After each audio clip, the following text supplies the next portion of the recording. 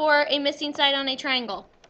So for example, if you look at number 1, it tells us to find the value of A, side A here, using sine. It gives us that. That's what we're going to have to use. So what is my ratio for sine?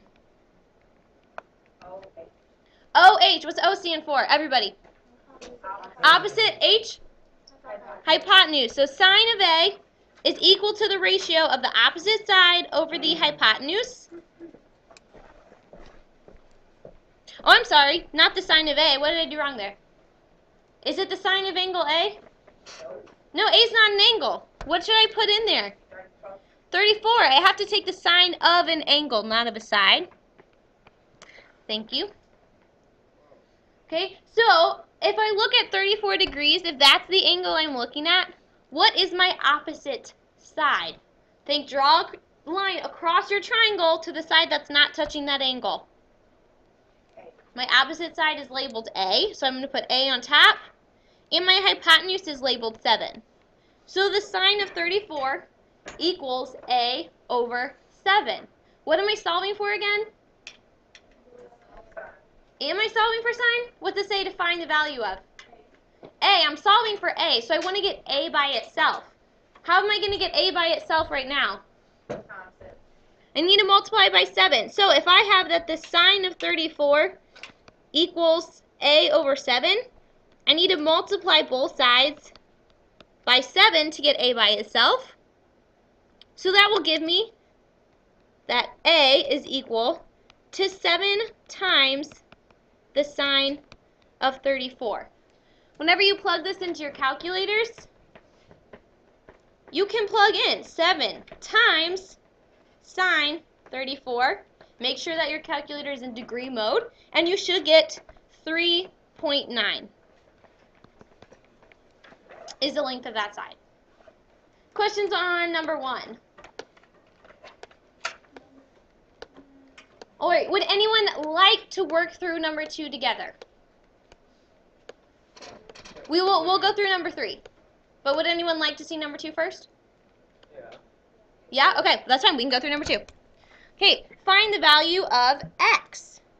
Does it tell us which trig function we need to use here? Yeah. It does? In the instructions? Does it tell us if we're using sine, cosine, or tangent? No, it doesn't. So we have to figure out, well, what angle are we given here? So we're only giving one angle, and that's this 34 degrees. So we know we're taking something with the 34 degrees. So we need to look at the sides that we're given in comparison to that angle. We're given a side here of 7. How does 7 relate to 34? How would you describe that side?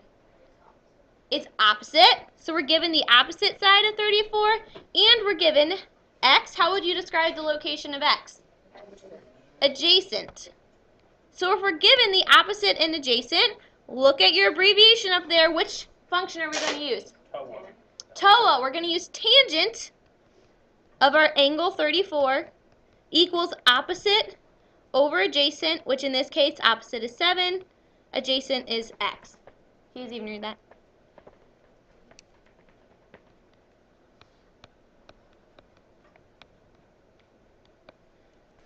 Now I want to get x by itself. That's what I'm solving for. How am I going to do that here? Let me ask you this. Do I want x to be in the bottom of a fraction? No, right? If we're solving for x, we don't want it in the bottom of a fraction. We want it on top. So how can I move x on top? Or another way of thinking of this is how can I get x out of the bottom of the fraction? Can you multiply?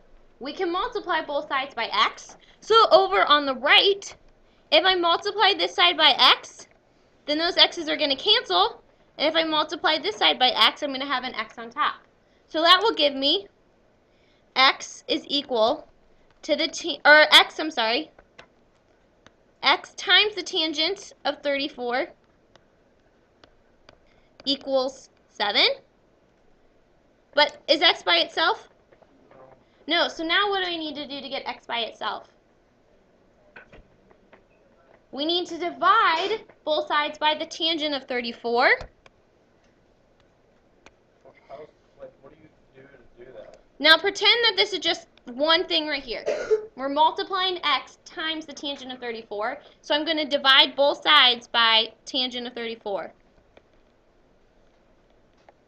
So that will give me that x is equal to 7 over the tangent of 34. Now, do I have x by itself?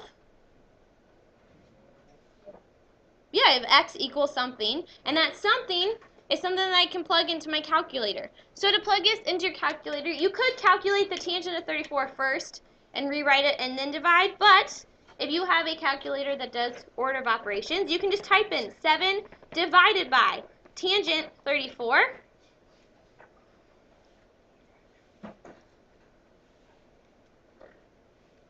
And you should get the decimal 10.377. Did you guys try typing it in right now? Guys, you need your notes out. Let's go. Did you plug it in your calculators? You should do 7 divided by the tangent of 34. And you should get 10.77. Yep. What are the little stars in between, like 7 and 7? Are those supposed to be like multiplication marks? Where it multiply both sides by x. No, like is that like the symbol? Asterisk. Those are little stars. Oh, yeah, I write that for multiplication so that I don't get it confused with an x. Yeah. Right? Other questions on number 2? Number 3 is similar to numbers 1 and 2. If you would like to go through number 3 together, we can do that whenever we pass all the classwork, but for now we're going to move on to the class notes so you have time to work through. So flip to the notes, and we have 2 real-world problems here. Okay? So number 1, have you guys ever seen the people that are out there and they are, I just forgot what they're called. They're like measuring the, Lumberjacks. not lumberjack, well I guess they might measure trees as well. Like a cartographer. They're out and they're measuring the distances outside. Okay, one of the things that you can do is if there is something really, really, really tall, how do you measure how tall it is? Climb all the way up and get a really long tape measure? That would not be, you could use a shadow, okay, that's a good method. But another way you can do it, they have instruments that can measure the angle, someone needs to turn off the phone, the angle from the ground where you're standing to the top of something. If you point it so it's looking directly at the top of something very tall, it measures that angle. If you know that angle and you know the distance between you and the bottom of a tree, for example, we can use those trig functions to calculate the height. That's what we're going to do. Number 1, you measure that you're standing 45 feet away from the base of a really tall tree.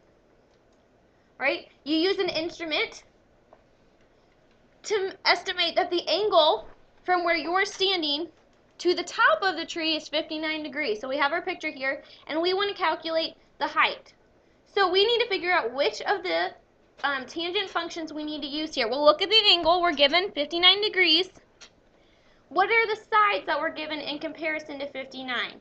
We're given 45 here. How does 45 relate to the 59 degree angle? Is it opposite, adjacent, or hypotenuse? Adjacent. I would write that on here. I would write a big A or ADJ. It's adjacent. What other side are we given?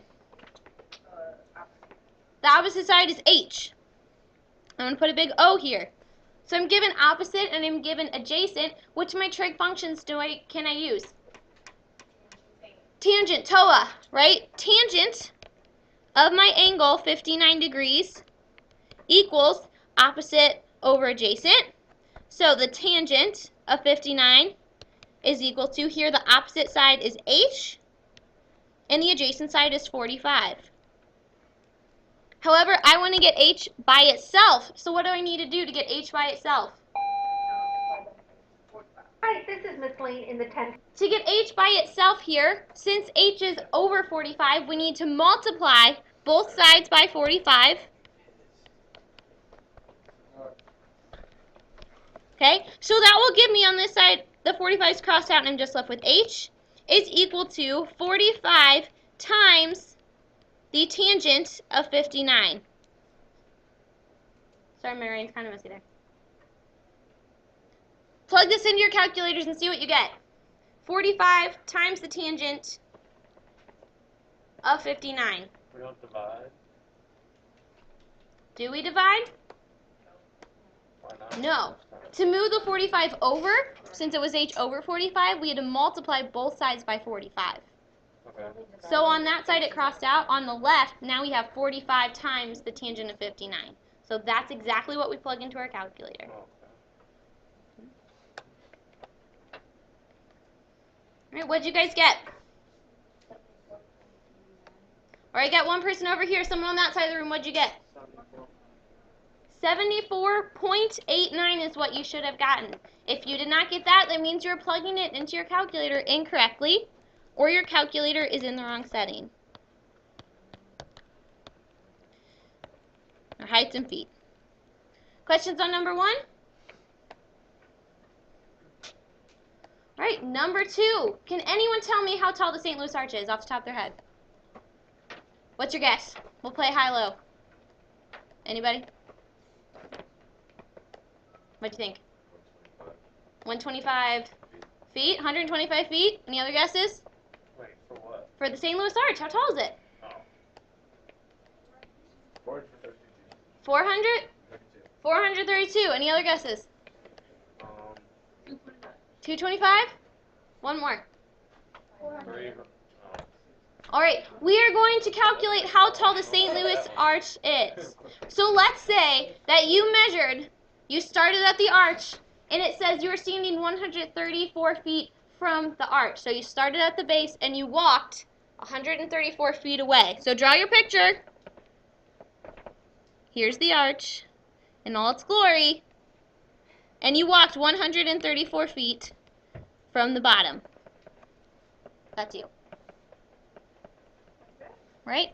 Next, reading what it says. You estimate that the angle between the ground and the line from where you stand to the top of the arch is 78 degrees. So first, I draw that line from where you stand to the top of the arch. And the angle between those is 78 degrees. When we stand at the base of the arch, we have to pick the middle here. And it wants us to estimate what is the height of the arch in the middle there. So, again, we can use one of our trig functions to calculate that height. In comparison, bless you, to the angle 78, what sides are we given? Opposite, adjacent, and hypotenuse. Which two are we given here? Opposite and adjacent. I would label those on here. Here's the opposite side from 78. Here's the adjacent side. So, which trig function will I use? Tan, TOA. Tangent of the angle 78 is opposite over adjacent. The opposite side here is h. The adjacent side is 134. So to get h by itself here, what do I have to do? I need to get that 134 out of the bottom, which means I have to multiply both sides here by 134. So that means I will have 134 times the tangent of 78 equals h, my height. Plug it into your calculators. And who can tell me what the height of the St. Louis Arch is? Nice. Anybody over here? What'd you guys get? 630 feet tall is correct. And I looked it up, and that is, in fact, the height of the St. Louis Arch. It is the tallest man-made monument, I believe, in the United States.